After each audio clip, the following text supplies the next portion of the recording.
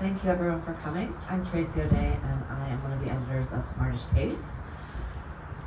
We are really excited to have Brandel France de Bravo here, who will be reading her poems. Brandel is a poet, an essayist, a meditation instructor, a translator, an editor. She seems to do a lot of things, and in her poetry, I think a lot of her life tends to inform her poems, like all of us. That's very cliche to say, but I think that there's a certain calmness and beauty to her poetry that I think makes us also find the beauty that she sees in the mundane and in doing laundry or anything else. So I was really happy to read your poems, and thank you so much for being here, and that gave me an introduction to you. Her new book is Locomotive Cathedral, which is for sale over there, and it just came out like 2 months ago or a month ago? Last month. So everyone should buy it, and I look forward to hearing you read.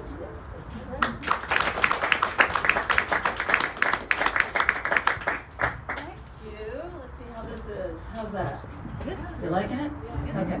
So, thank you, Smartish Pace. Thank you to Ivy. Thank you to all the volunteers that are here today, and to all of you coming out with your ears and your poems. I really appreciate being among you today on this very spring-like day. So yeah, this is Locomotive Cathedral. Came out March 1st, technically. And I'm going to read about 5 poems that I hope give you a sense of the variety, the sections of the book, some of the material that's in the book. So there is a lot of laundry in this book, unbeknownst to me, until after the fact. And so when they designed the cover, I didn't want anything that looked too much like a cathedral or a train, but I said, ding, maybe we could have a row of washing machines that looks kind of like a train. So that's that. I'm going to start with, so the book is sandwiched by an the book is, at periods in the book, is a crow that appears in the book, and his name is Rene, and he befriended me at the very beginning of the pandemic. I was in DC alone, and I had a very urban apartment that I felt shut into, and I had a balcony with no greenery or anything, but I managed, through selecting the right food, to bring a few birds, and the bird that came repeatedly was this crow with 1 foot, who became a friend. So the opening poem, or the prefatory poem, is called Regard the Other as a Verb, which maybe speaks a little bit to the contemplative side of my life, but I'll let you be the judge of that. Regard the other as a verb. Boy, do I need glasses. So much better. I don't eat crow, I feed crow. My crow isn't my crow. I name the crow because I'm human and want to know how a god feels. When I use my app to ID a tree, I pronounce it Osage Orange. I bask in my beneficence. I am the Pope, tossing blessings from a balcony. The crowd pecks at them, gobbles them up. I'm not so different from a pigeon.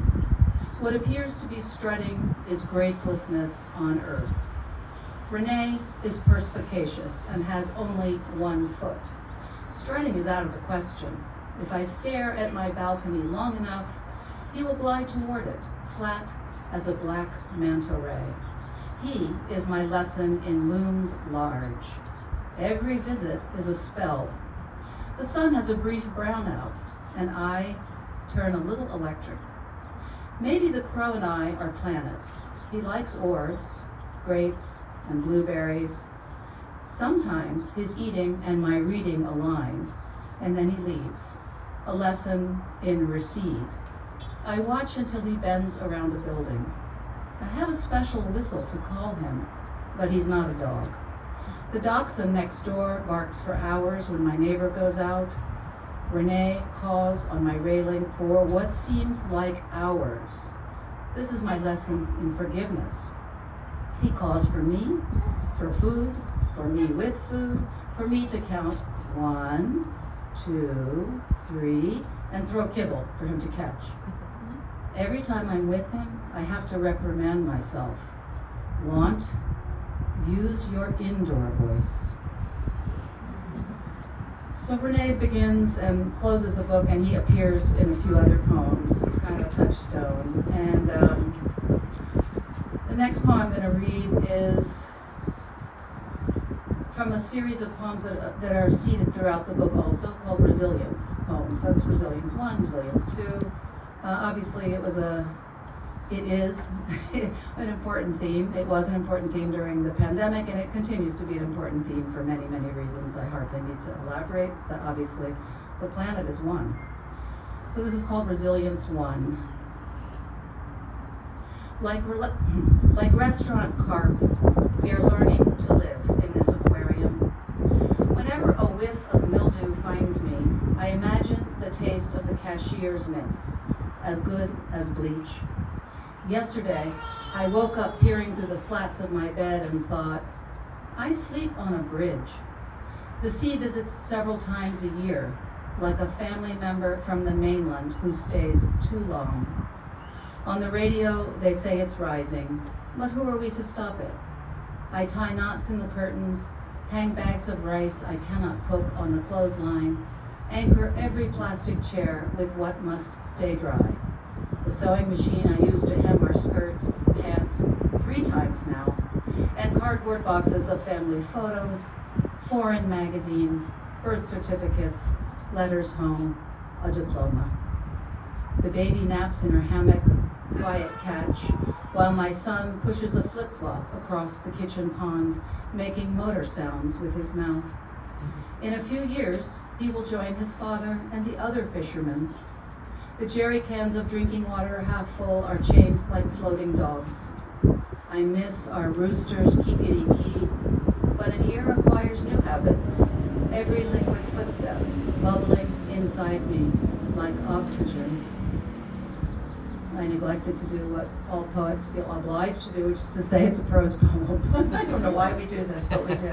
So that was a prose poem. And let's move on. Hopefully it's a little humorous. This doesn't fit into any of the particular themes of resilience or Renee or the next series, which I'll introduce after this poem. It's called The Lounge Chair Does the Work. All the chairs committed to doing the work. It's time each of us interrogates our role in this household, but no one had any questions. Only statements released like shiny foil balloons that rise in the air and tremble against the ceiling. As someone who is bipositional, started the recliner. As a squishy sack full of beans, I can speak to the experience of low.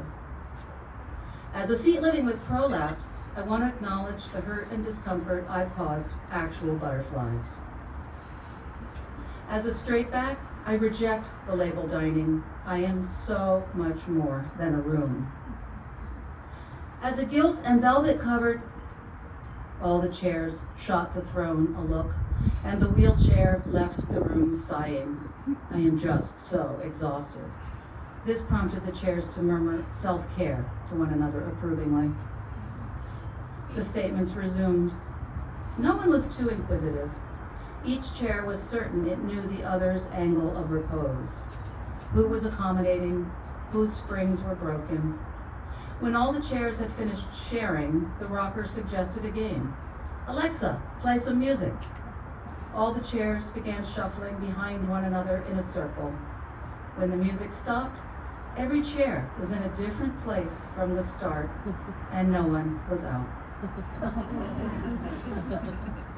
So, let's see if I have these labeled correctly. I do. I did label them. So the next poem I want to read is from, one section, part 2 of the books. There's 4 sections, and part 2 is made up of kind of riffs on 12th century Buddhist mind training slogans. So they're called Lojong, and there's under different versions of it. There are like 59 slogans, each of which is aimed at helping you cultivate mindfulness and like less self-cherishing and just sort of more compassion. But some of them are very funny, just the slogans themselves. It could be the translation, but it's also just the way that they are, I think they get at something very important, and I think the example that I'll read is called slogan 25, don't talk about injured limbs. And really what that just means is don't talk about other people's defects, right? You know, just don't talk smack about people. I have problems with that. Right speech is very difficult for me. I don't suppose anybody here shares that problem. But this one is 25, slogan 25, don't talk about injured limbs. They look like kangaroos at the beach, older white people doubled over the edge of Florida's Gulf, wearing belly bags. They're eyeing the sand for shark's teeth, black and abundant on this stretch of coast.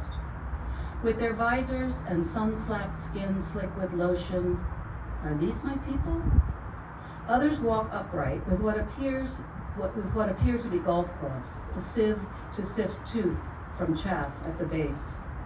Every 10 feet, another dead fish, even an iguana in Shavasana. The humans greet each other and cough. Red tide tickle, they call it. Some sneeze or wheeze. No one's swimming. Just collecting. One woman tells me, I can't stop, even when I have a Ziploc bag full. It's so relaxing. She reaches in and hands me a fistful of teeth. I thank her and think of Carlos's sister, who he says can't unwind, only finds peace shopping all night online and sleeps by day. I'm judging again. I can't stop. I observe and categorize, just as I do the shells underfoot. Ice cream cone, pockmarked, Ruffles potato chip. I walk some more before recalling something I heard in a podcast. Joyful participation in a world of sorrows. Why assume the beachcombers are choosing to ignore warming waters, algal bloom, are averting their gaze from the ways some joys lead to others' sorrow?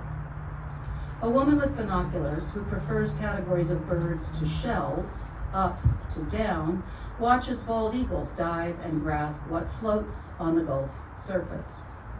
I didn't know eagles could be seabirds, I tell her. They'll eat carrion wherever they find it, she says. And for a minute, I reconsider our national symbol, taloned, carcass-loving, on the back of every dollar bill. For centuries, Parsis left their dead at the Tower of Silence, not wanting to taint water or land. I'm grateful bald eagles haven't disappeared like the vultures of Mumbai. Sky burial, they called it. My walk almost done, I notice no one empties their stash before leaving the beach.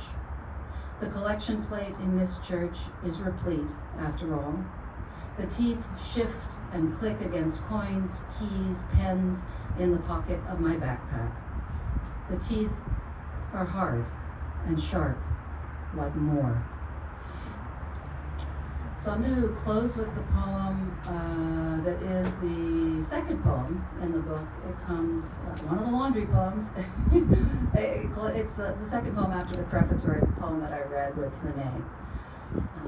So I'll read that one for you. And it's called After the Ecstasy, the Laundry. Mm-hmm. And that title is not one that I made up. It's the title of a Jack Kornfield book.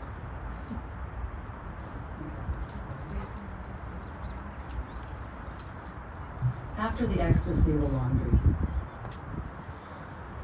Window caulk cracking, door padlocked. Another laundromat is closing. How far will people have to drive their dirty bedspreads, headlights in daytime, snaking in slow caravans, black hefty bags in the back seat, to some suburban strip malls sit and spin? My years of hoarding quarters, jam jar maracas, are over. Wheeling my wet load past oversized peepholes as I eye the red minutes. Over. I don't have a private chapel devoted to laundry as seen on HGTV, just an in-unit WD. And so must most neighbors. Do I miss laundromats? Maybe I miss the locker room-like looking, the furtive interest surely shared given the rule to never air. Maybe I miss balling socks, folding underwear, quickly concealing the crotch on a long table where so many strangers' boxers, nightgowns have rested. Any raised surface can be an altar, a place to kneel side by side, mouths open to receive, eyes fixed ahead, staring into a sleeve. Another laundromat is closing. And I'm wistful for some imagined leveling, there but for the grace gone, forgetting there's always been drop-off, and laundresses like silent confessors to Poundstone, Ring River, inhale the steam of hot metal communing with cotton. From a stacked dryer in the closet, I carry my tangled heap to the bed, spilling as I go. Is it lonely? Only as much as meditation. Fishing and folding, I think, justice, like laundry, is never over, which feels profound until in a bookstore I discover I'm not the first to find wisdom at the bottom of a hamper. Maybe it's not how we do it, but that we all do, cycling through the stink and stain of it. An idea so soft from billions of washings, you can't help wanting to wear it. So thank you.